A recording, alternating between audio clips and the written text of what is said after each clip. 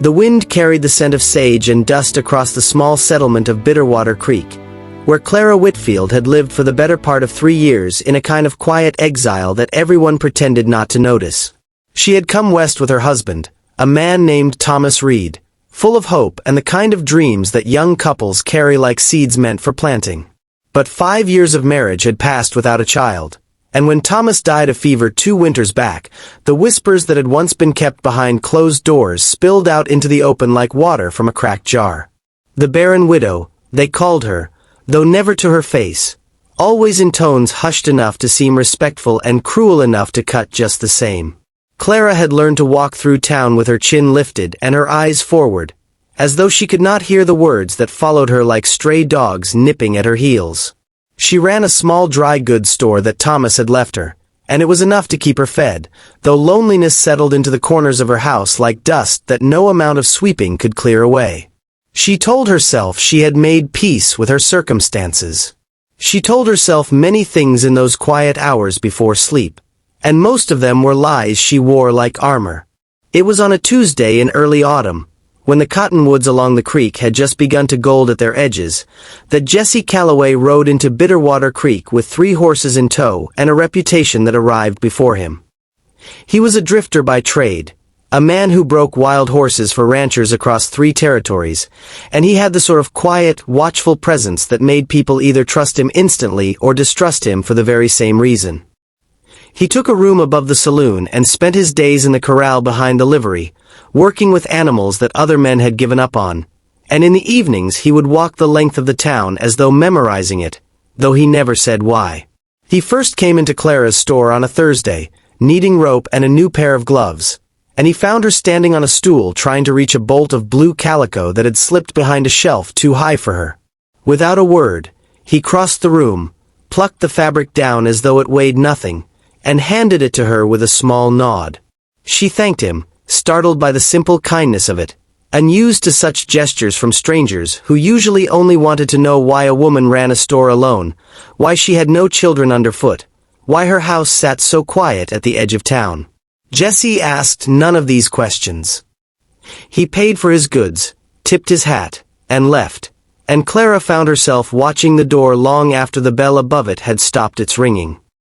He returned the following week, and the week after that, always with some small reason, a need for thread, a curiosity about a book she kept behind the counter, a question about the weather that seemed to matter little compared to the way his eyes lingered on her face when he thought she wasn't looking. Clara began to notice the rhythm of his visits, began to find herself tidying her hair before the hour he usually came, and she scolded herself for it every time, certain that a man like Jesse Calloway, free as the horses he tamed, had no use for a woman the whole town considered damaged goods. But Jesse was not a man who cared much for what a town whispered. He had grown up the youngest of 6 brothers on a hardscrabble farm in Missouri, had lost his mother young, and been raised mostly by an aunt who believed that gossip was the occupation of small minds with nothing better to do. He had seen enough of the world in his years of drifting to know that people were rarely as simple as the stories told about them, and something about Clara Whitfield's steadiness, the way she carried her sorrow without letting it break her, drew him back to her store again and again until even he could no longer pretend it was only about rope and thread.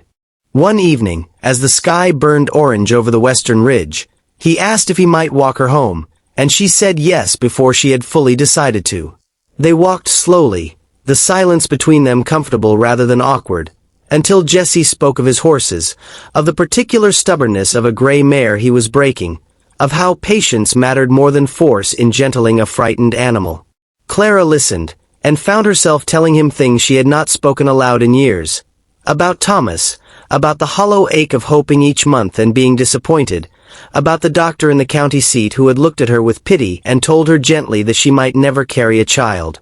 Jesse listened without flinching, without the careful sideways glances she had grown used to receiving whenever the subject arose. When she finished, he simply said that a woman's worth was not measured in what her body could or could not do, and that anyone who believed otherwise did not deserve the privilege of knowing her. Clara did not know what to do with the tears that came then, except to let them fall, and Jesse did not try to stop them.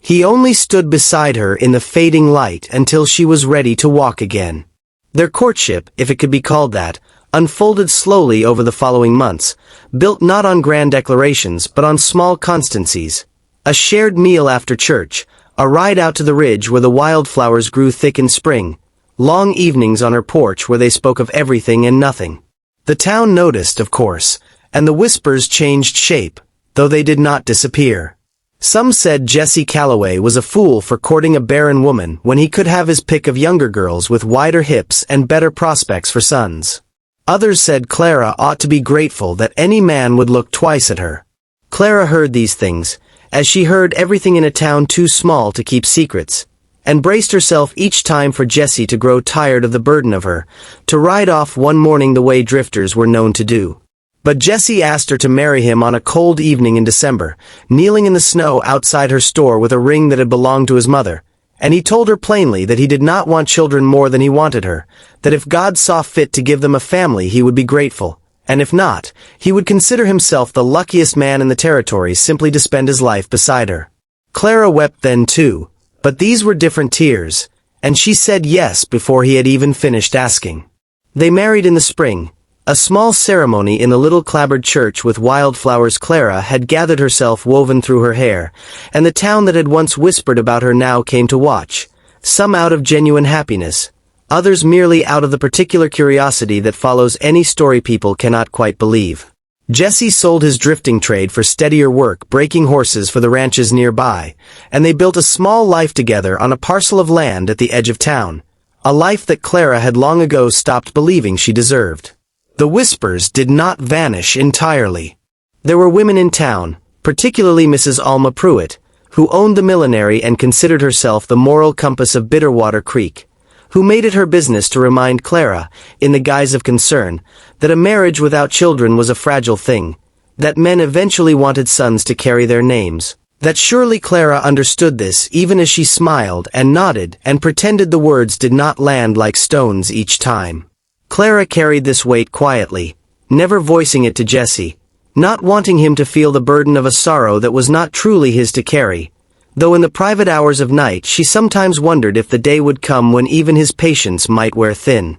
2 years passed in this fashion, seasons turning over one another, the little house filling with the ordinary comforts of shared life. A garden Clara tended with fierce devotion, a dog Jesse brought home as a pup that grew into a loyal shadow at their heels, evenings spent reading aloud by lamplight when the work of the day was done. If Clara ached still for a child she never carried, she buried that ache beneath the genuine contentment of a marriage built on something steadier than hope for the future, a marriage built on the plain, unglamorous truth of being chosen and loved exactly as she was. It was in the 3rd spring of their marriage that Clara began to feel unwell in ways she did not at first understand.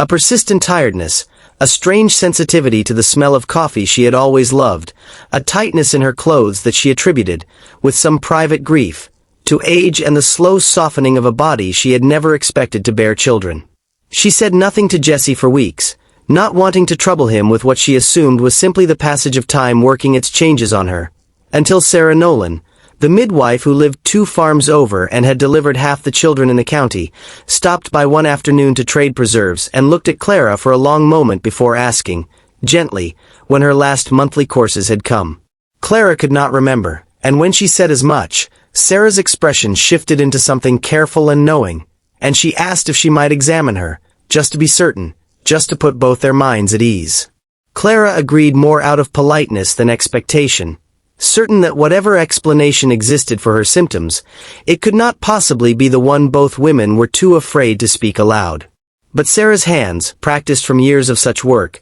found what Clara herself had refused to imagine, and when she straightened and looked at Clara with tears standing bright in her own eyes, she said the words slowly, as though handling something fragile. "Clara, my dear, I believe you are with child, perhaps 4 months along by the size of you," and Clara felt the whole world tilt sideways beneath her feet. She did not believe it. She could not believe it. The doctor in the county seat had told her plainly years ago that this would never come to pass, and she had built her understanding of herself, her marriage, her whole future, around that certainty. To have it undone in a single afternoon, in her own kitchen, with the smell of boiling preserves still hanging in the air, seemed too large a thing to hold. Sarah insisted on a proper examination the following week with a doctor from the county seat, the very same man who had once delivered his gentle verdict of impossibility, and when he confirmed what Sarah had already known,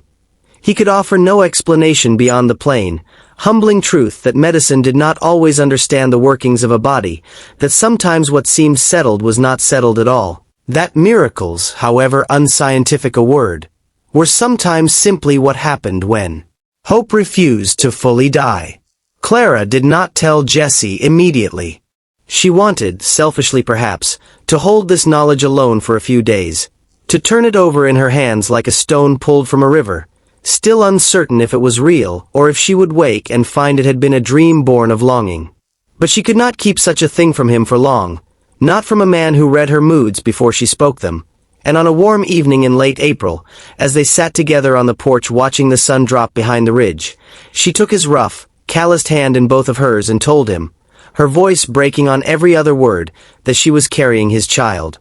Jessie went very still, so still that for one terrible moment Clara feared she had misjudged him entirely, feared that the news had struck him as impossible or unwelcome. But then she saw his eyes fill, saw this quiet, steady man who had never once wept in her presence, not even at his own wedding, press his face into her hands and weep now, his shoulders shaking with a joy too large for words. When he finally lifted his head,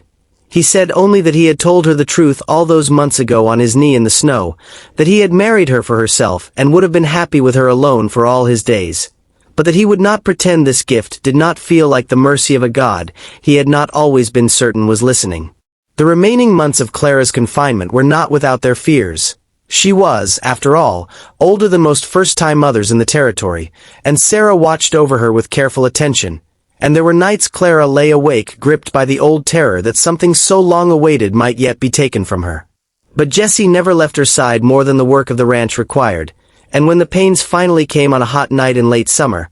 he sat outside the bedroom door for 11 hours, refusing every suggestion that he go and rest, until Sarah finally opened the door near dawn and placed in his arms a small, furious, red-faced daughter who screamed at the indignity of her arrival into the world. They named her Hope without much discussion, for it seemed the only name that could possibly fit, and when word spread through Bitterwater Creek that the barren widow everyone had once pitied and dismissed had given her cowboy husband a healthy daughter, the town's whispers changed one final time, softening now into something closer to wonder. Even Mrs. Alma Pruitt, upon seeing the child at church that first Sunday, was heard to remark that the Lord worked in mysterious ways, though she said it with rather less grace than the sentiment deserved. Clara held her daughter in the golden light of that first autumn and thought of all the years she had spent believing herself incomplete, unworthy, a woman defined by an absence rather than a presence, and she understood now, with a clarity that settled deep into her bones,